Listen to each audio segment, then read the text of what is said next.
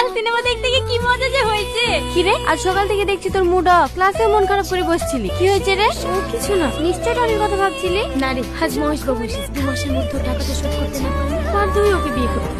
বিয়েটা সতা নাকি? ওই বুড়ো ভামকে কে বিয়ে করবে? আচ্ছা সালমা, চল টনিতে বাড়ি যাই, দারোয়ানের কাছ থেকে যদি কোনো ঠিকানা পাওয়া যায়। আরে এত কি ভাবছি, চল তো। কাকা, টনি কবে বাড়ি ফিরবে আপনি কিছু জানেন? না রে মা। আচ্ছা কাকা, টনির ফোন নাম্বার জানেন? দেখো মা, ওর ফোন নাম্বার জানলে আমি তোমাকে দিতে পারবো না, কারণ এটা বড় সাহেবের অর্ডার। তোমরা এখন যাও, বড় সাহেব দেখলে আবার বকাবকি করবে। টনি আসলে আমি তোমাদেরকে খবর দেবো। সালমা, কি গো তুমি এত হাসছো কেন? আমার আব্বা আমাকে কলকাতা নিয়ে চলে যাচ্ছে। তুমি কবে ফিরবে? আমি কিচ্ছু জানি না। তুমি কলকাতা গিয়ে আমাকে ভুলে যাবে না তো? এই কথা দিলাম, আমি তোমাকে জীবনেও ভুলবো না। আমি যাই জানি বাড়ি আসি তোমার কাছে ছুটে যাবো। হ্যাঁ আমি যাই। এই দেখো মা লাড়ু বানিয়েছে, আমি তোমার জন্য নিয়ে এসেছি, নাও খাও। আগে তুমি খাও। এই বদমাইশ, আমি তোকে খুঁজে বেড়াচ্ছি আর তুই ছোট মেয়েকে লাড়ু খাওয়াচ্ছিস। চল এখান থেকে। আমি তার কাছে যাবো, আবার তুমি আমাকে ছেড়ে দাও। এই চল।